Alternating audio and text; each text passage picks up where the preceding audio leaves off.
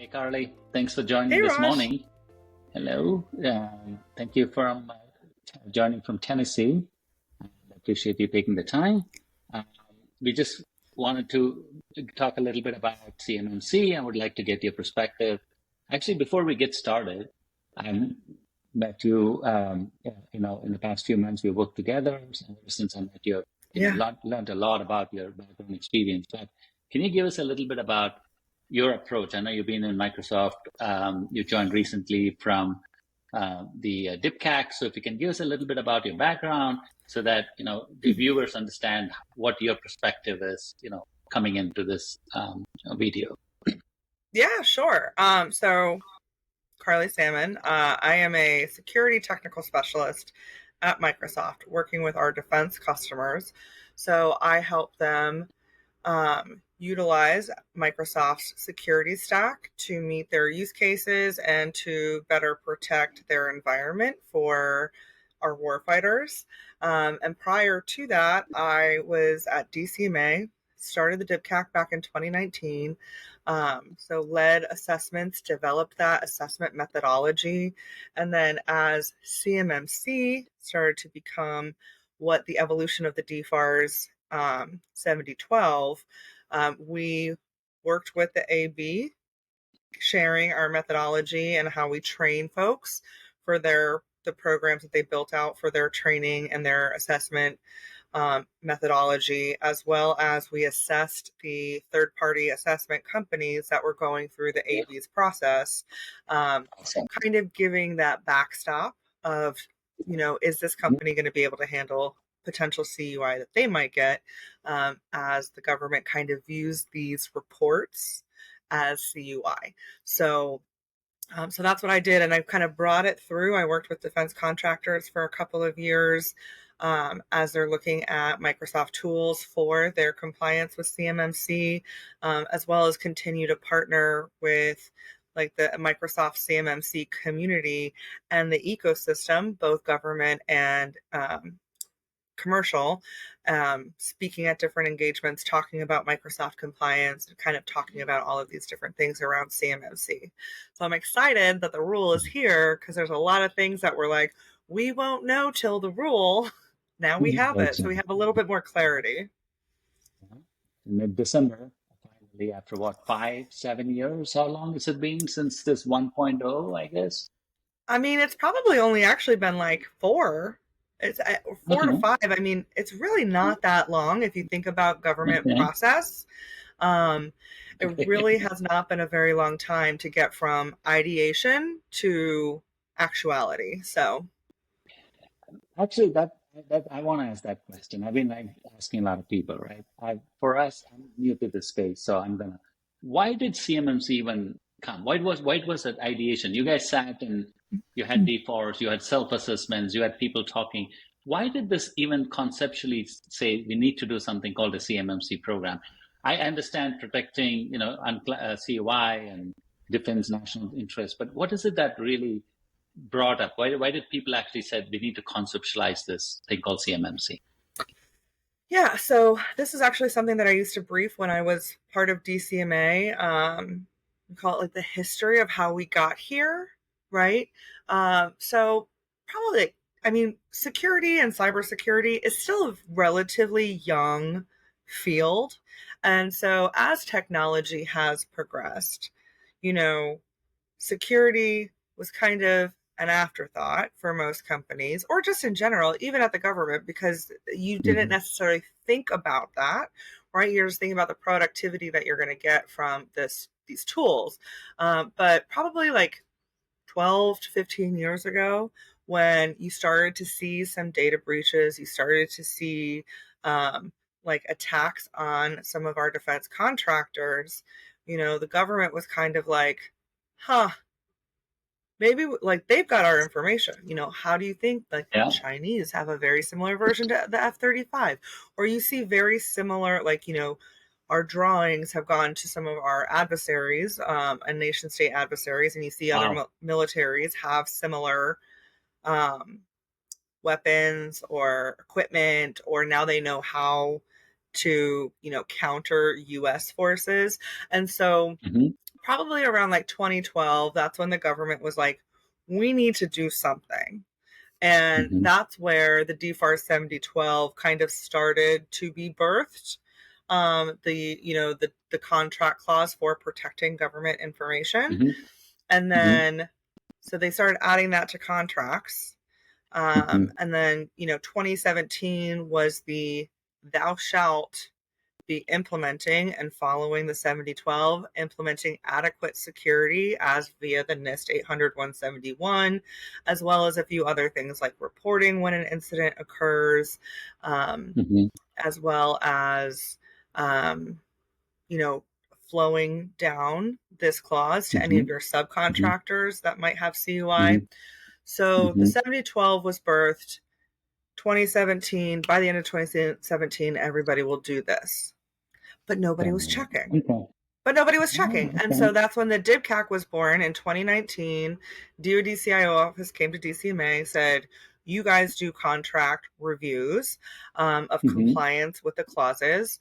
Start checking Mm-hmm. for this. And so that's how the DIBCAC was born. But while that was going on, Mm-hmm. they were trying to codify a certification, if you will, right? So that Yeah. it's Yeah. something tangible that can be shown upon Yeah. contract receipt that they are Yeah. doing this. And so that's where CMMC kind of came from, Got as it. a way to, that certification is the mechanism so that these kind of validation assessments, like to help bring Mm-hmm. that to scale, and Mm-hmm. to have it be a part of the contract Got it. process.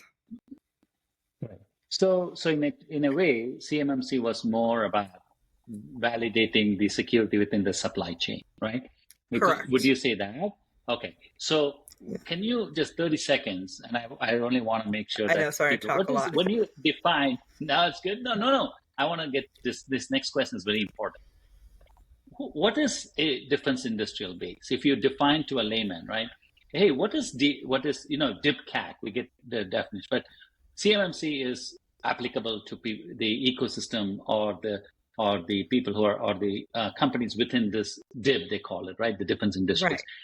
If I was just someone who understood, if they asked, what is a DIB? Who is in a DIB? What would you say is a quick, answer for that? Yeah, so anyone in the DIB is anyone who has a contract with the government. Are you doing work for the government? Okay. Now, whether or not that work has CUI is based upon your contract. So that's going to be that contract by Okay. contract basis on Okay. whether this is applicable. But the defense Okay. industrial base is anybody who is making something or working with our government on a contractual basis, is Okay. how I would So define it. when you say government, it's not like the GSA, which takes care of the federal side. This is more from a defense, any of the defense agencies or defense auxiliary agencies. Is Yes. that a better definition? Okay. So anyone Yeah. who's So serving, go ahead. no, I was gonna say you're correct. Anybody who serves the defense community, which includes our military operations, it includes any of the supporting agencies. What people don't kind of realize, like, you've got Army, Navy, Air Force, Space Force, Marine Corps, but then you have what's called the fourth estate, and that is basically defense contractors. So they are agencies and organizations like DCMA or like the Defense Commissary Agency, DECA, that support the military. So you kind of have like this sixth force, if you will. Yeah. Okay. That's good. Because that way people, when they say, am I in the DIB? Because right now the focus, as you rightly said, everybody talks about if I have CUI, CMMC applies to me. It's true. But the DIB is everybody within. It could be your contract flow down, how Mm-hmm. not necessarily they have CUI, they have FCI or other type of data that's served, or work with any of the or handle data of any of these defense agencies. So it's nice that we said the definition. So uh, let's shift a little bit about one of the questions that, I would actually a couple that also from your previous podcast that you did. So I want to talk about if I'm a small supplier, right? Right now I'm a small contractor. There's been a lot of debate, the cost, the onus, and what should I? And I think and some of them, okay, I'm going to go and try to, or try to put my data, CUI data, on GCC or GCC high, right? The common understanding is if I'm on Microsoft GCC high, am I compliant, or am I on my path to compliance, or is it just a building block, right? Because we as a C3PAO look at things holistically and say it doesn't matter you're on GCC high, or whichever, or in a data center.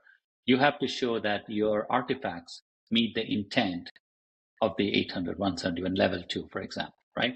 But the question is, what does that mean? Now, I've gone to Microsoft, I've subscribed to this government cloud, I have my data, they have my data, they have the data, they have provided me some information. So I think if I'm mid companies have larger, right? A small supplier, a small entity that needs to, how would you, what is it that what would be your guidance and advice to them to on this journey, right? What I think we all should be aware is that a lot of people say, the train left the station, you're late. No. It's right now, it's reality. If I'm going to go ask my management and say, hey, I got to invest, not spend, but invest money in this, certification called CMMC, that's going to lead us to new contracts and new revenue, my starting point, right? So I've got a few questions, but essentially, if you can give, because I think a lot of that coming from someone with your background in the DITCAT and now with Microsoft, kind of give, if you could lay out a few steps or some pointers, that'll be very, very helpful. Yeah, so I'm going to try and build up based off of everything that you just said. So, first and foremost, a company never has zero responsibility within the compliance of their environment. Microsoft can provide you a platform, a service, tools to work that can be compliant, but you have to configure it, right? Or you bring somebody in to configure it for you. There are things that will always be your responsibility, like there are policies that have to be written, checking, even if you use a managed service provider. Now, I will say for the smaller companies, it's almost easier and potentially more cost effective to use a managed service provider. And what that is, like, there are companies out there like a Summit 7 or Compliance Island or ExoStar that basically create a compliant environment for you to have access into, and the CUI can live in there. And so if you only have a portion of your business is for the government, is for defense, then maybe you don't want to make your entire enterprise CMMC compliant. Maybe you just do your defense work in a CMMC compliant space, but you still have to be involved. You have to ensure that relationship, that SLA between you and that managed service provider. They're giving you the information because you, as the company, are the one who is going through the assessment. And then you will present your managed service provider's information for where that shared responsibility is. So you do inherit some of the security, physical security, from either Microsoft or from a managed service provider. But you still have to ensure that that it meets all of the requirements. And, I was talking about this a lot last week. But there's still never zero responsibility. And it's just going to determine what's the best business decision for you, whether you are managing it yourself. If you're using Microsoft, you are getting that documentation, because us as a cloud service provider, we have to be FedRAMP moderate or FedRAMP moderate equivalent. So you get that, customer responsibility matrix, whether you are just using Microsoft, doing it yourself, or using a managed service provider. There's always that customer responsibility matrix that you then pull from to ensure you've met all the requirements. Yeah. Yes, the body of evidence, the thing that you can get, and then you're able to go ahead. And absolutely, I think that you guys have done a great job, Richard Bakerman. You have blogged a lot about how to go find it. In fact, I remember like 6, 7 months back, you wrote a blog. It's the first time I got to know you, Yeah. which is where do you find it? How do you, if you're already a subscriber of this, where to go get it, right? I think that's useful. I think thank you for that. And so that goes back to, I want to extend the question. If I am a supplier, how do I know in my contract flow down, which is my subcontractor base ecosystem, who is tier one, who is tier two? And if like a lot of customers say, I don't think I should be tier two. I know my prime's telling me, but I don't know if I should be tier two. Naturally, the question people say is, oh, if you're handling CUI, you're tier two. And then there is a little bit of ambiguity right now, which is, can I just do a self-assessment, or should I go through SC3PAO? Because, the new ruling does call for some self-assessment for even level 2. Any light you can, anything you can shed on that? Anything you can speak to that? So it's going to come down to the contract. And I think once like the FAR and the CFAR come out, we'll get a little bit more information there as far as self versus 3PAO. But it's going to come down to the contract. And it's also going to come down to the type of information. Like, is the information that you're flowing down true? Is that truly CUI? Or because if it's not, then you don't have to flow that down. And it's really all about if you are flowing CUI down, then you flow the clause down. What I've also heard of some people doing, depending on like who the supplier is, what that information is, it's rather than flowing that down and potentially having an issue, is that they're basically creating a space for that contract information exchange that they have hosted because they are compliant. And so now their subs are guesting in B2B in AVD into their environment and doing what would be CUI work in their environment. And so then you don't have to worry about that flow down. That's Got it. also something Okay. else I've seen. That's awesome. That's good. That's good guidance. And then how does this expand to the MSPs and MSSPs? So in the previous, when we did the JSVA and other audits, MSPs and MSSPs were kind of exempt. But now the ruling says if you're an MSP or MSSP, you've got to be level 2.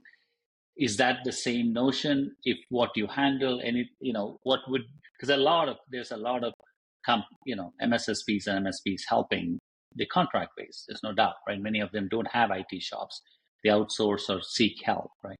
And these are companies who manage everything from email to SharePoint to just the computer, the laptop, right? Right. Should they approach it? Should they all go now and say, let's get a level 2 and just make sure, or is there something you may see something changing when actual, or anything else that may change for them? So it's gonna depend on the information. Are they hosting CUI? Are they viewing CUI? Are they gonna have access to CUI? And then there's also this security protection data.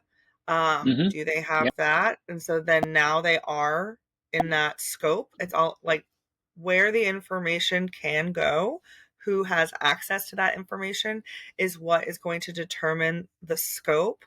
And then is that MSP also a cloud service provider? Are they holding data for you? So now now you like, because you have, if they are also a cloud service provider, or if their tool is a cloud service provider, then they also have to have that FedRAMP.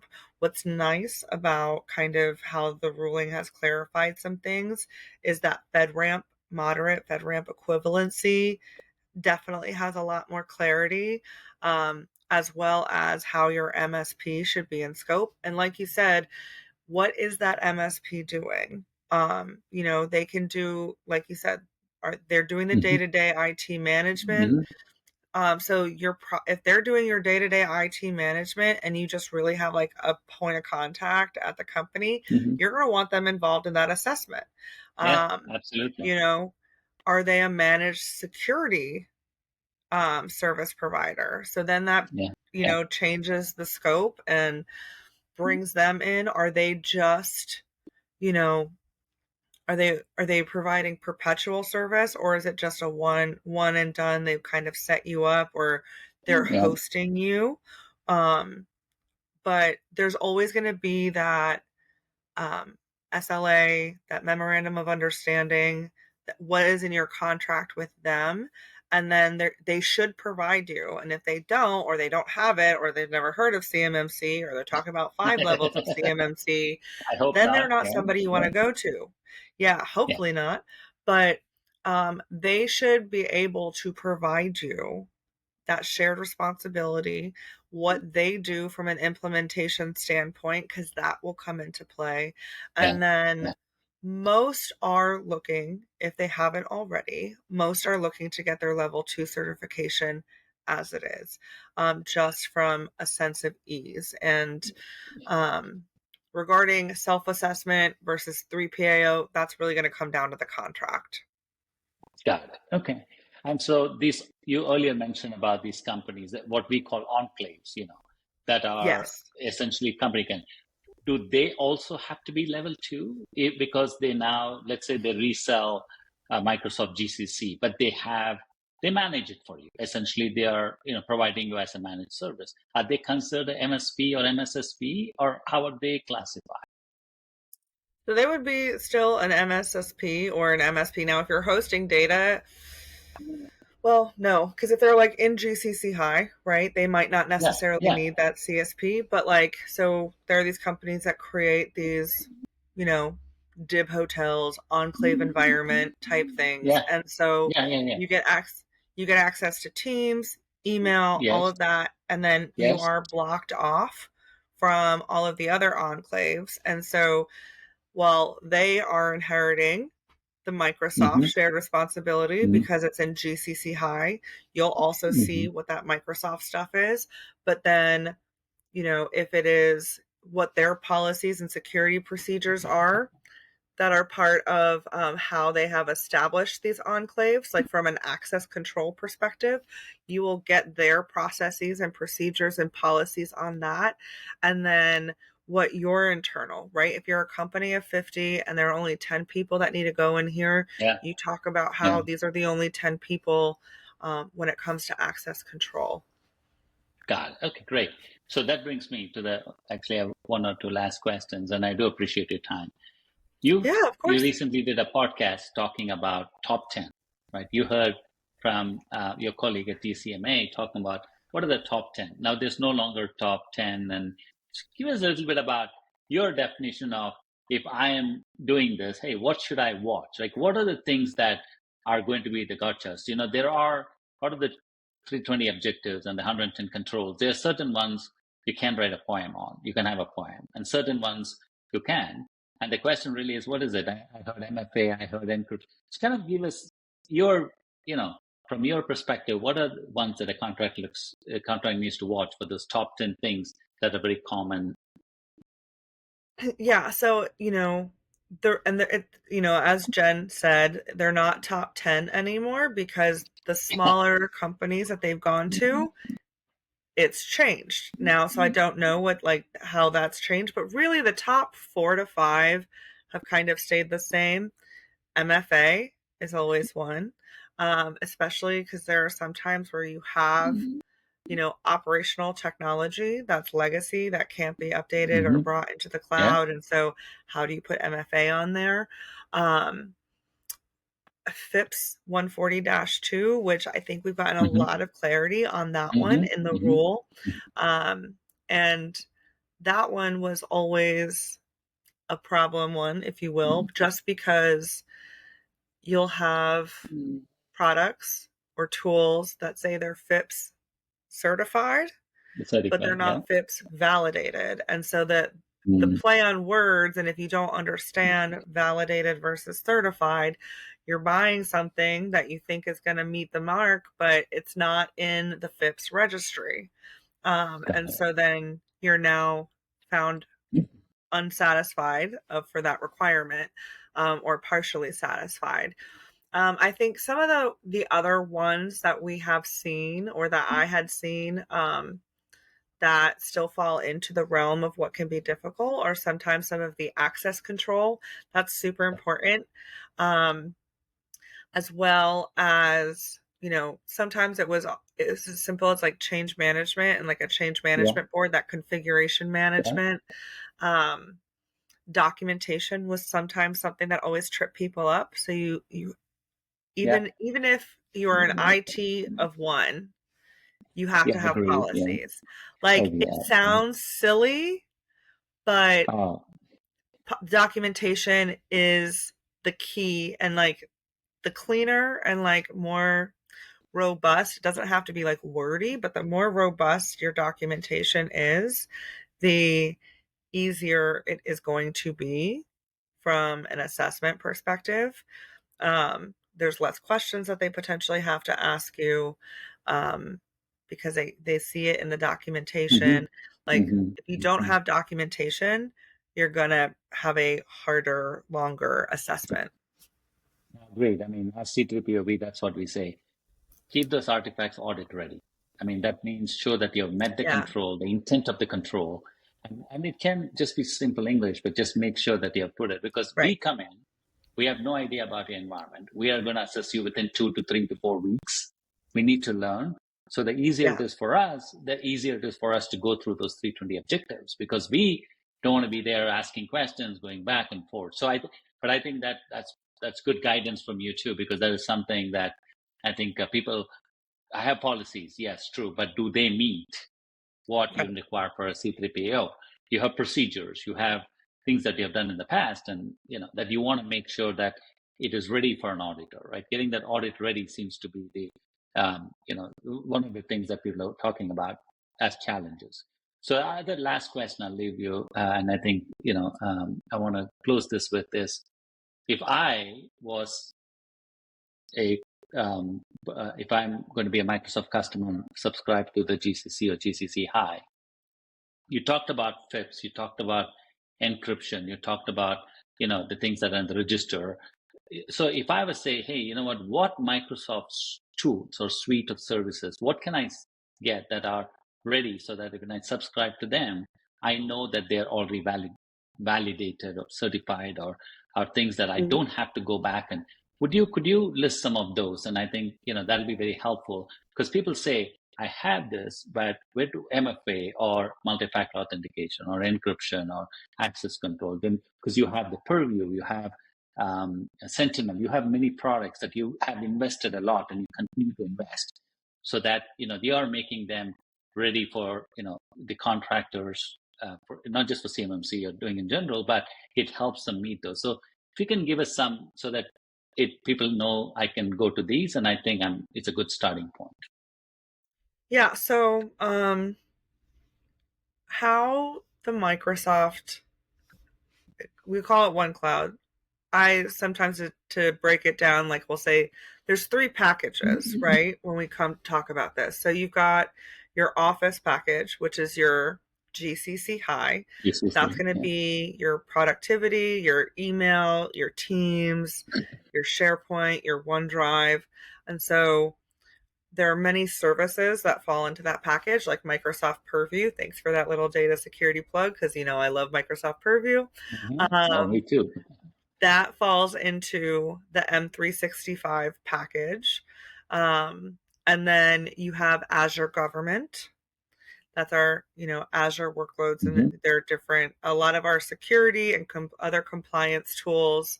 I think like MDE, Defender for Endpoint, is Okay. on the Azure Government. Okay. It's in one of those packages. Hmm. Um, Hmm. and then you have the dynamics for government. So that's a lot of your Power Yes. BI, Power Platform, a Yes. lot of those workspaces. And so you want to make sure that it falls into kind of the right alignment. So when it says, like, is it for gov? Um, GCC also, like the Yeah. IL2. So Yeah. again, depends on what kind of CUI you have. You have your Office is going to be GCC. You'll sit on Azure Commercial, and you'll still have the dynamics for government. And so There's a on our website, which there's a ton of information on the website, but at learn.microsoft.com, if you look up like service description, it can Oh, tell you perfect. exactly what services and what features of a lot of these different Defender products and productivity products, what falls into those packages, what is available for those specific workloads. And so that's really like the easiest way to figure it out is to see. And if you know, tell your reseller or your Microsoft Mhm. seller contact that you need to be in GCC high, it pretty much aligns everything together. We kind of talk about it from that M365, that Office function, Mhm. but it really aligns down Office Azure Dynamics. Great. Awesome. Thank you. That's very helpful. We're going to use this as our snippet for people to understand because it's a very complex environment. There are Yeah. a lot of things that people need to know. And then, okay, if I subscribe this, I want to make sure that we're investing in the right one. Yes, we have to configure it. We have to make sure it's audit ready, but at least we have chosen the right product and or we know what's available. So thank you for that. I think this is very, very, very helpful. I learned a lot. I can every time I speak with you, it's just and No, my something pleasure. new, right? This is thank you, and I know you have some adventurous trip coming down to the southern hemisphere, which is exciting. Yeah. You're going down all the way down south. So good luck Yeah. with that, and enjoy Thank your you. trip down, and have a good happy Thanksgiving, and thanks for your time. Appreciate it. Thank you, Thanks, Carly. Raj. Always enjoy talking to you. Have a good one.